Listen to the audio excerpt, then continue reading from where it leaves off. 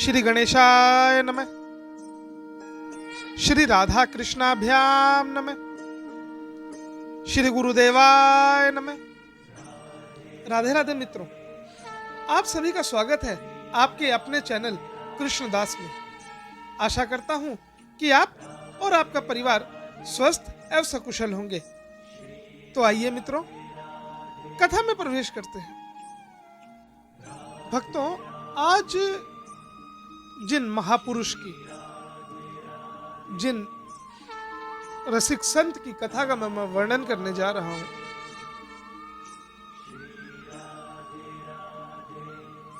इनके जीवन काल की जो प्रमुख विशेषता है वह यह है कि इन्होंने अपने जीवन काल में संसार को कई निधियां प्रदान की, चाहे वो साहित्य के रूप में हो या सखी परंपरा प्रतिष्ठित करने से हो। किंतु इनके जीवन का जो प्रमुख भाग जो है वह कि एक ऐसी निधि जिसे संसार कभी विस्मृत नहीं कर पाएगा, वह है भगवान श्री राधा कृष्ण सम्मिलित रूप श्री विग्रह श्री बांके बिहारी लाल। बोले वृंदावन बिहारी लाल की जय। हाँ मित्रों, मैं बात कर रहा हूं रसिक शिरोमणि श्री ललिता सखी अवतार श्री हरिदास जी। भक्तों, जब जब इस संसार में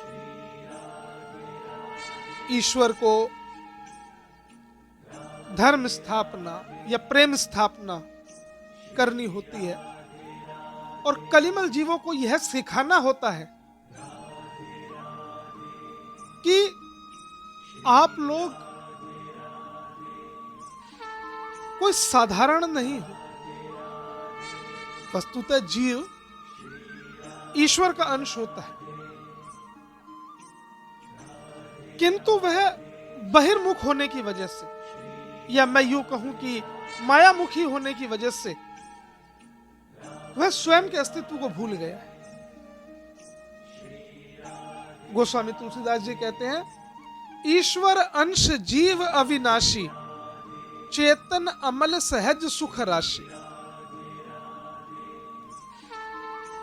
किंतु माया के प्रभाव से वह जीव अपने को भूल गया और इन्हीं कलिमल जीवों को यह समझाने के लिए कि प्रेम क्या होता है, ईश्वर से हमारा संबंध क्या है, भक्ति क्या है, गुरु क्या है, यह सब समझाने के लिए ईश्वर स्वयं तो अवतरित होते ही हैं, किंतु उसके साथ साथ वह अपने निज जनों को, अपने परिकरों को भी अवतरित करते हैं। जैसे हरिदास महाप्रभु के रूप में श्री ललिता सखी ने अवतार लिया। मित्रों, जन्म से ही इनकी जो विलक्षणता थी वह इतनी अद्भुत थी, ये इतनी अद्भुत क्षमताओं के स्वामी थे। इनमें ऐसे ऐसे सामर्थ्य था इनमें जो सामान्यतः मनुष्यों में नहीं पाया जाता। किसी साधारण जीव में वह गुण नहीं पाए जाते जो इनके जीवन में थे।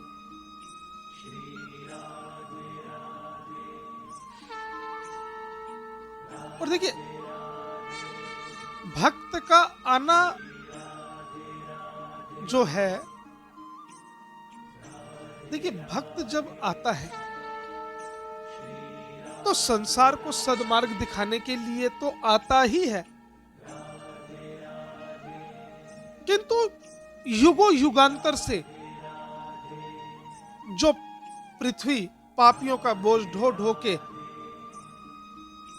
स्वयं को बहुत ही पीड़ित अनुभव करती है, उसकी पीड़ा हरने के लिए, इस वसुंधरा को पावन करने के लिए भक्त आता है। इसलिए संत कहते हैं कि जननी जने तो भक्त जने, के दाता के सूर, नहीं तो जननी बांझ रहे काहे गवाए नूर।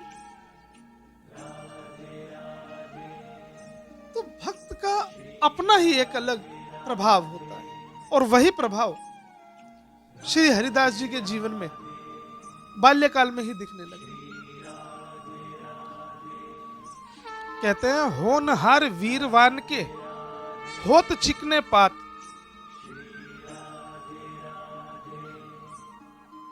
उनकी विलक्षणता इतनी अद्भुत थी कि मानव देह पाने के बाद भी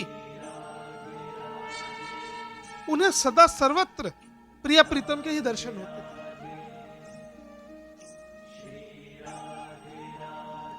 वह अकेले में भी श्री राधा कृष्ण के नाम का ही जप किया करते थे। देखिए, अनादिकाल से यह प्रथा चली आ रही है कि नाम का बड़ा महत्व है।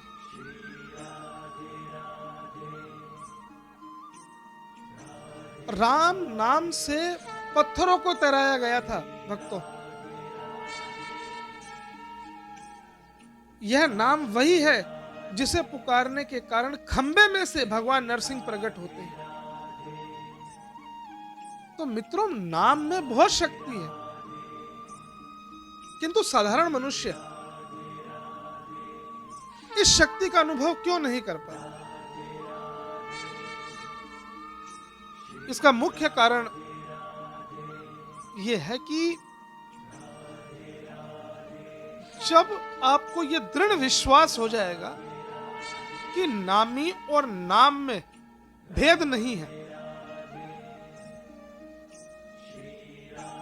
नामी और नाम में भेद नहीं है, जिस समय यह विज्ञान आपकी समझ में आ जाएगा, जिस समय यह ज्ञान हमारी समझ में आ जाएगा, उसी दिन आपके और मेरे पुकारने पे ईश्वर चले आएंगे। तो जिन्होंने पाया है उन्होंने विश्वास किया है, उन्होंने भगवान की वो शर्त मानी है कि माम एकम शरणम ब्रज। और हम यही गलती करते हैं। हम संतों की, भगवान की, महापुरुषों की, गुरुओं की वाणी में और अपनी प्राकृत बुद्धि का प्रयोग करते और अपना सर्वनाश करते।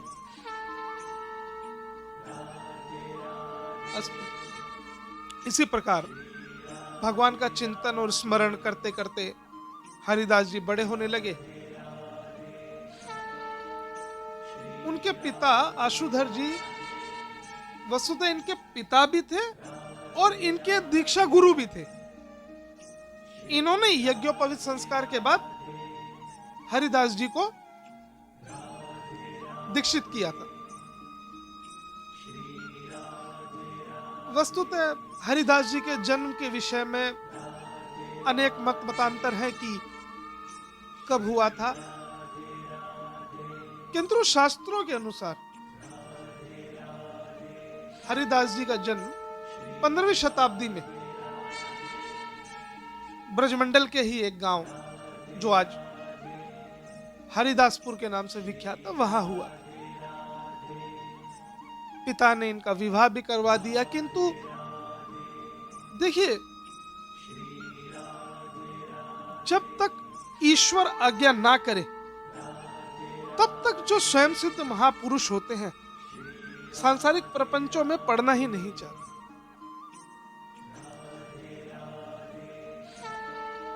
जैसे श्री वल्लभाचार्य जी को भगवान ने स्वयं आदेश दिया था विवाह करने का, किंतु यहां ऐसा नहीं हुआ। और कुछ 25 वर्ष की आयु के आसपास श्री हरिदास जी वृंदावन आ गए और निधिवन राज में ही राधा कृष्ण के लीला का गान करते थे। कंठ बहुत ही अद्भुत था। उनके गायन का जो माधुर्य है, जो विलक्षणता है उस संगीत में, वाणी की सामर्थ्य नहीं है कि कोई उसके विषय में कुछ बोल सके। देखिए, देवताओं की सभा में जो संगीत और गायन करते हैं उन्हें गंधर्व कहा जाता है। आप लोगों ने सुना होगा गंधर्वों के विषय में। गंधर्व क्या होते हैं? गंधर्व होते हैं जो देवताओं की सभा में संगीत और नृत्य प्रस्तुत करते हैं, गायन प्रस्तुत करते हैं। और कहते हैं श्री हरिदास जी के गायन के आगे गंधर्वों का गायन इस प्रकार था जिस प्रकार सुमेरु पर्वत के आगे किसी रजकण का हो।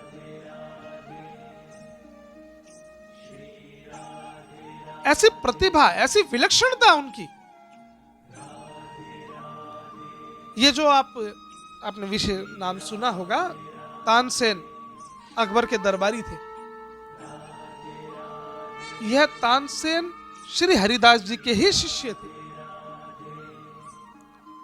और एक बात आपको जरूर बताना चाहूंगा भक्तों की, तानसेन को जिसने परास्त किया, तानसेन को जिसने परास्त किया वह बैजू बावरा भी श्री हरिदास जी का ही शिष्य था।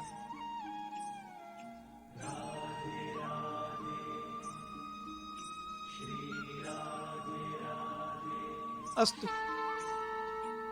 श्री हरिदास जी निधिवन राज में निवास करने लगे और जिस प्रकार एक पुष्प के खिलते ही उसकी जो खुशबू है वह पूरे वातावरण में फैल जाती है, उसी प्रकार श्री हरिदास जी की ख्याति चारों ओर फैलने लगी। दूर दूर से लोग उनके दर्शन के लिए आने लगे। उसी समय जैसे निधिवन में तो बहुत से कुंज है, लेकिन श्री हरिदास जी एक कुंज की विशेषता, एक कुंज की ओर देखकर प्रणाम किया करते थे। मैंने आपको पूर्व में यह कथा निवेदन भी की थी कि किस प्रकार विट्ठल विपुल देव जी को उन्होंने दर्शन के लिए भेजा और किस प्रकार उन्हें श्री बांके बिहारी का श्री विग्रह प्राप्त हुआ।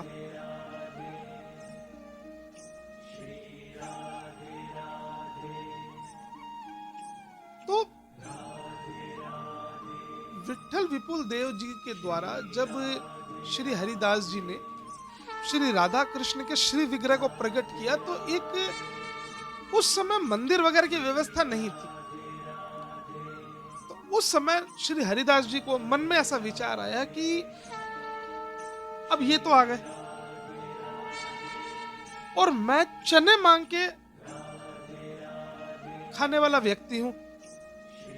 भाई हरिदास जी का नित्य का नियम था कि वह प्रातःकाल चने की भिक्षा मांगा करते थे और वह उसे ही पाया करते थे और पीने के लिए यमुना महारानी का जल लिया करते थे। यही उनका भोजन था और बाकी पूरा समय प्रिया प्रीतम की झांकी का दर्शन करना, उसका गायन करना, सिर्फ यही उनकी दिनचर्या थी। तो जैसे ही श्री बांके बिहारी का प्राकट्य हुआ तो बड़ी असमंजस सी स्थिति थी श्री हरिदास जी के मन में कि ये तो राग और भोग के ठाकुर है।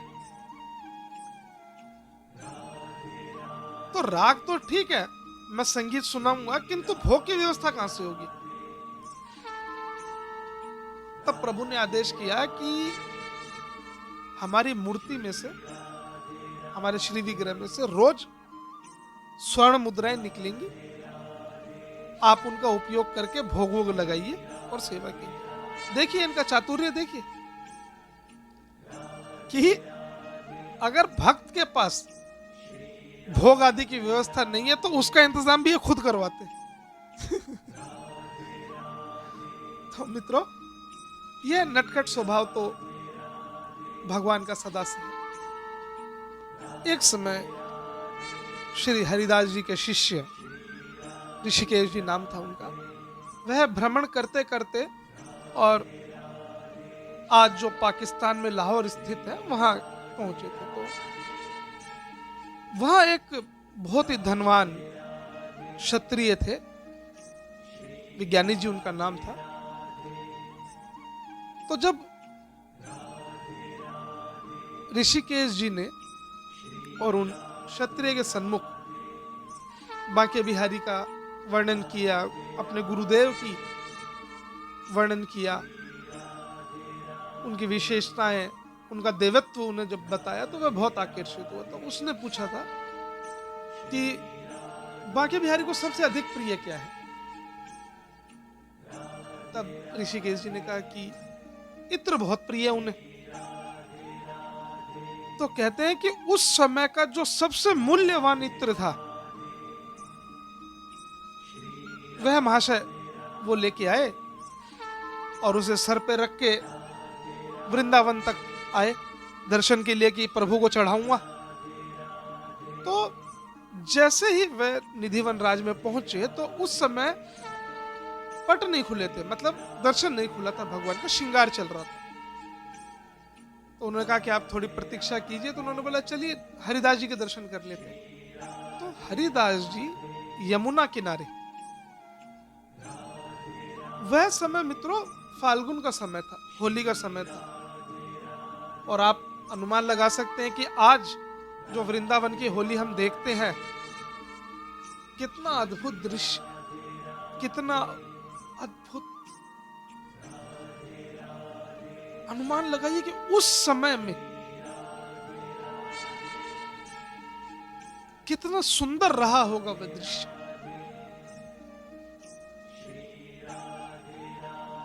उस समय श्री हरिदास जी होली के भाव में थे और श्री प्रिया प्रीतम एक दूसरे से होली खेल रहे थे।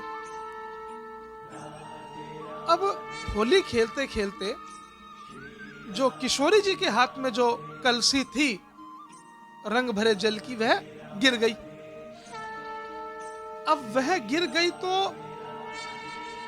श्री कृष्ण के हाथ में पिचकारी थी। और देखिए होली के खेल की विशेषता है, जो पहले रंग दे वही जीतता है, जिसने पहले रंग दिया वही विजय होता है, और जिसका रंग नहीं लगा उसकी पराजय। तो जैसे ही यह घटना हुई उसी समय वह क्षत्रिय जो लाहौर से आए थे, उन्होंने इत्र को एक बाल्टी में डाल के और भगवान के सन्मुख, श्री हरिदास जी के सन्मुख रखा कि इनके द्वारा सेवा कराई जाएगी। अब देखिए सांसारिक रूप से हरिदास जी हैं, किंतु मुख्य रूप से तो वह ललिता सखी है। और देखिए सखियों का तो यह परम धर्म है कि हर हालत में किशोरी जी ही जीतनी चाहिए। उनका हृदय का लगाव श्री राधा रानी की तरफ अधिक है। तो हरिदास जी ने जैसे उस इत्र की बाल्टी को उठाकर और हवा में उछाल दिया। देखने के लिए तो यह घटना सामान्य ऐसे लगती जैसे हरिदास जी ने इत्र को व्यर्थ कर दिया, किंतु वास्तविकता यह थी कि हरिदास जी ने अपनी मानसी कथा में, अपने मानसी प्रसंग में उन्होंने उस बाल्टी को रंग की बाल्टी समझा था। अब ये देख के वह क्षत्रिय बहुत ही आघात हुआ, बहुत आहत हुआ। और आहत हुआ तो उसकी जो, किंतु वह मुख से कुछ बोला नहीं, उसने मुख से कुछ नहीं कहा। और उसकी ऐसी स्थिति देखकर हरिदास जी समझ गए कि क्या बात है। उन्होंने अपने शिष्य को बुलाया और उनसे कहा कि इन्हें ले जाके बांके बिहारी के दर्शन कराइए। देखिए बांके बिहारी तो आपने और मैंने बना दिया है, जो उनका प्राचीन नाम है वह कुंज बिहारी है। तो उन्होंने अपने सेवक से कहा, अपने शिष्य से कहा कि इन्हें बिहारी जी के दर्शन कराओ। और जब वह गए दर्शन करने के लिए तो भगवान की पूरा श्री विग्रह सर से लेकर पैर तक पूरा उस इत्र में डूबा हुआ था, जो इत्र वह क्षत्रिय लाहौर से लेके आए थे। और पूरे वातावरण में, पूरे निधिवन राज में केवल उसी के इत्र की खुशबू थी। यह देखते ही वह समझ गया कि उससे बड़ा भारी अपराध हुआ है, और उसने जाकर हरिदास जी के चरणों में क्षमा याचना की। तब हरिदास जी ने उनसे कहा कि तुम्हारा इत्र प्रत्यक्ष सेवा में आया है, क्या तुम इतने उचित समय पे आए कि अगर उस समय तुम्हारी इत्र की बाल्टी यहाँ नहीं होती तो हमारी किशोरी जी हार जाती और श्री कृष्ण रंग डाल देते। ऐसी अनेक दिव्य घटनाएं और लोगों को प्रेरणा देने वाली कथाएं, ऐसे ऐसे कार्य जिनसे संसार को आज तक प्रेरणा मिलती है, ऐसे अनेकों कार्य उन्होंने किए।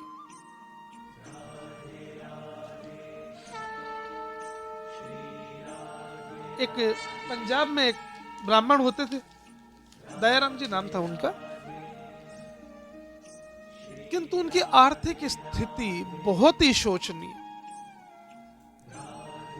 बहुत ही शोचनीय। तो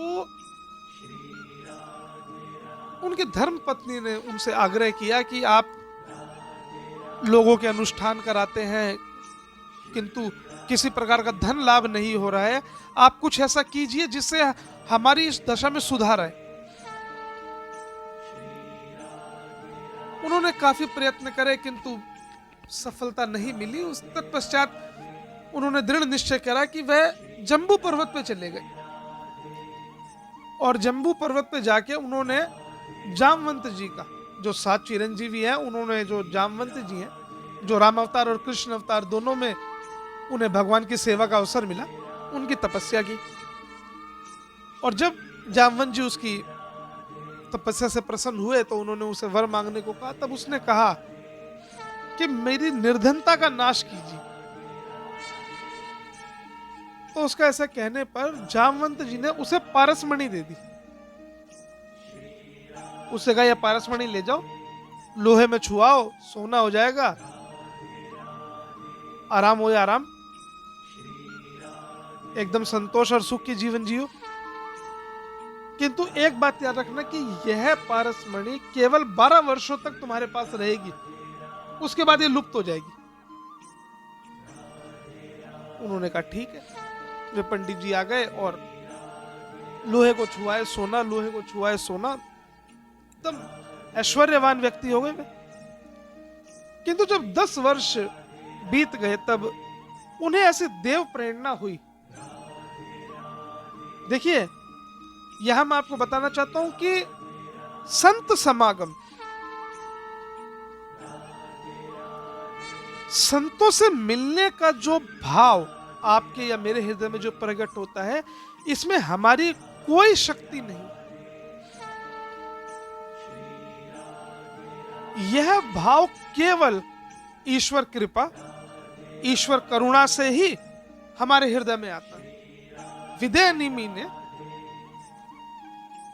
9 योगीश्वरों से पूछा था कि इस संसार में सबसे बड़ा सुख कौन सा है। तो 9 योगीश्वरों ने कहा था, जो उनमें कवि थे, उन्होंने कहा था, दुर्लभो मानुषो देहो देहिनाम क्षणभंगुर तत्रापि दुर्लभम मन्ये बैकुंठ प्रिय दर्शनम। कि एक तो ये मानव देह मिलना ही बहुत बड़ी कृपा का काम है, इससे बड़ी कोई कृपा नहीं होती। और उस पे भी आपको संत दर्शन हो जाए, संत मिलन हो जाए, ये कृपा का डेड एंड है। इसके आगे कोई कृपा नहीं हो सकती। अब तो जीव को ही कृपा करनी पड़ेगी।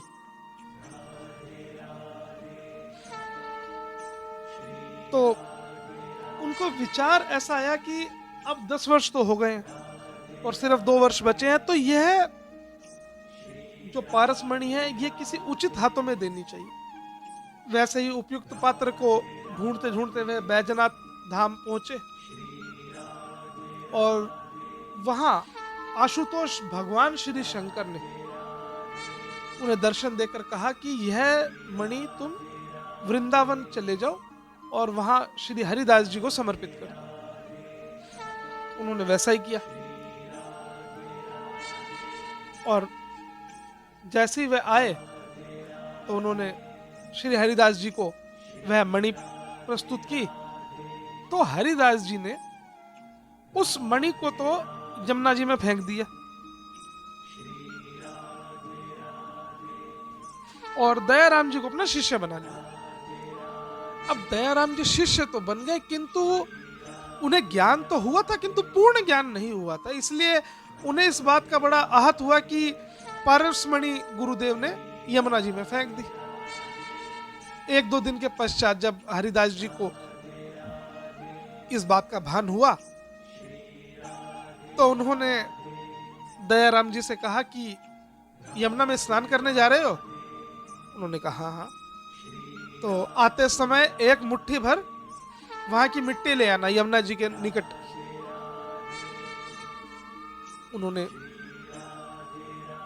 वे गए स्नान के लिए, और आते समय जब वह ब्रजरज को अपने हाथों में ला रहे थे, तब उन्होंने देखा कि जब गुरुदेव ने उनसे पूछा, श्री हरिदास जी ने उनसे पूछा कि मिट्टी लाए हो, तब उन्होंने हाँ कहा। जैसे उन्होंने वो मुट्ठी खोली तो उस मुट्ठी के अंदर जितने भी रजकण थे वह सब के सब पारसमणि बन गए।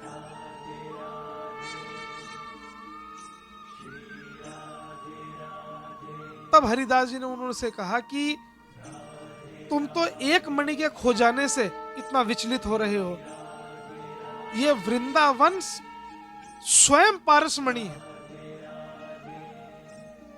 यह वृंदावन ऐसी पारसमणि है जो नास्तिक लोग होते हैं उनके लो रूपी हृदय को भी और प्रेम रूपी स्वर्ण बना देते हैं, भक्ति रूपी स्वर्ण बनता है। ऐसी महिमा है ब्रजरज। मित्रों, इस ब्रजरज की महत्ता इससे अधिक कुछ नहीं कहा जा सकता कि त्रिलोक के स्वामी, सर्वदृष्टा, सर्वनियंता, सर्वसाक्षी, सर्वव्यापक, सर्वशक्तिमान भगवान श्री कृष्ण इस धरा पे पादुका नहीं पहनते। श्री कृष्ण जब तक ब्रज में रहे नंगे पैर घूमे थे।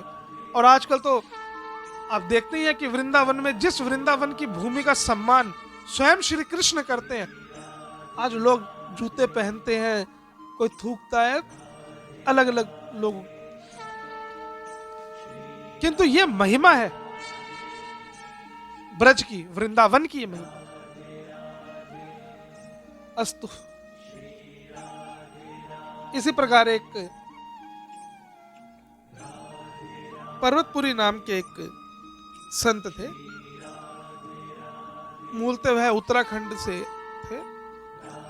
अनेकों सिद्धियां उन्हें प्राप्त थी। वह नगर नगर जाते और वहां के लोगों को अपनी सिद्धियों से प्रभावित करते।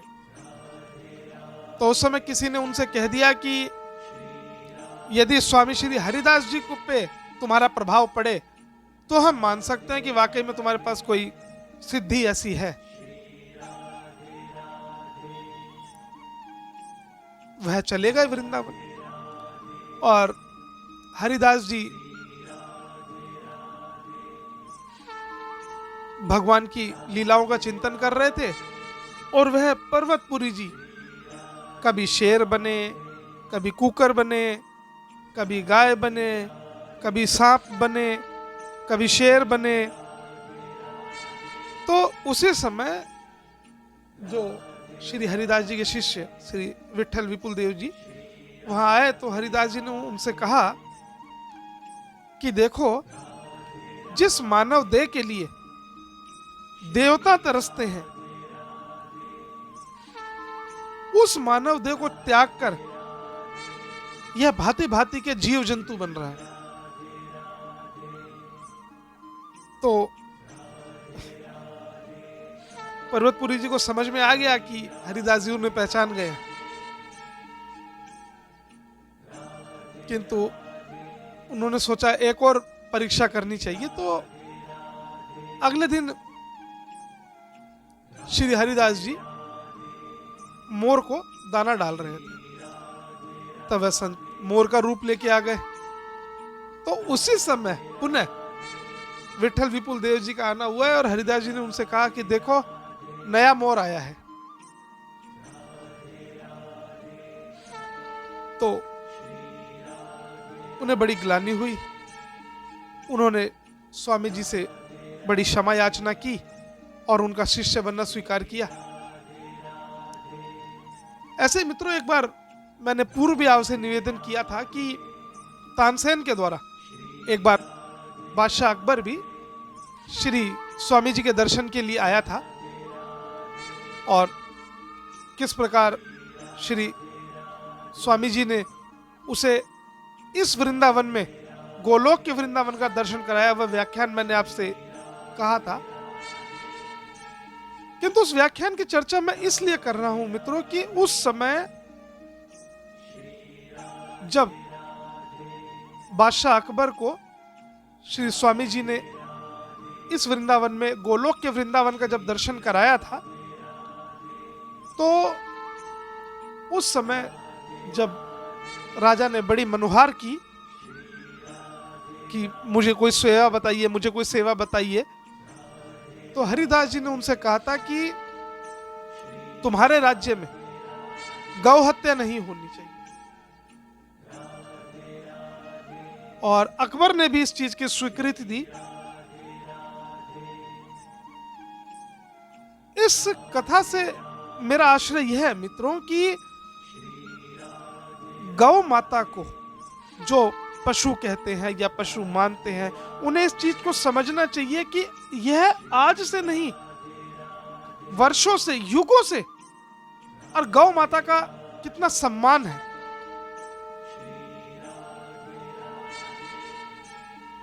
तो भक्तों, इतना दिव्य, इतना अद्भुत और इतना भक्तिमय जीवन काल रहा श्री स्वामी हरिदास जी का। कहते हैं जब 80 वर्ष की आयु के पश्चात श्री हरिदास जी गोलोक गमन करे। किंतु मित्रों, जिस प्रकार इत्र की शीशी को आप जहां भी लेके जाएंगे, वह अपने पीछे अपनी खुशबू जरूर छोड़ के जाएगी। इसी प्रकार महापुरुष भगवान यह समय आने पर इस संसार को छोड़ के तो जाते हैं, किंतु उनके द्वारा किए गए जो निधियां हमें प्राप्त है, जो सीख हमें प्राप्त होती है, वह सदा सदा के लिए हमारे साथ रहती है। क्योंकि संत और भगवंत यह जो भी करते हैं दूसरों के लिए करते, स्वयं के लिए नहीं करते। तो मित्रों, आशा करता हूं कि आज की कथा आपको पसंद आई होगी। अगर आपको हमारी कथा पसंद आई तो लाइक और शेयर करना ना भूलें, और अगर आप चैनल पे नए हैं तो सब्सक्राइब करना ना भूलें। राधे राधे।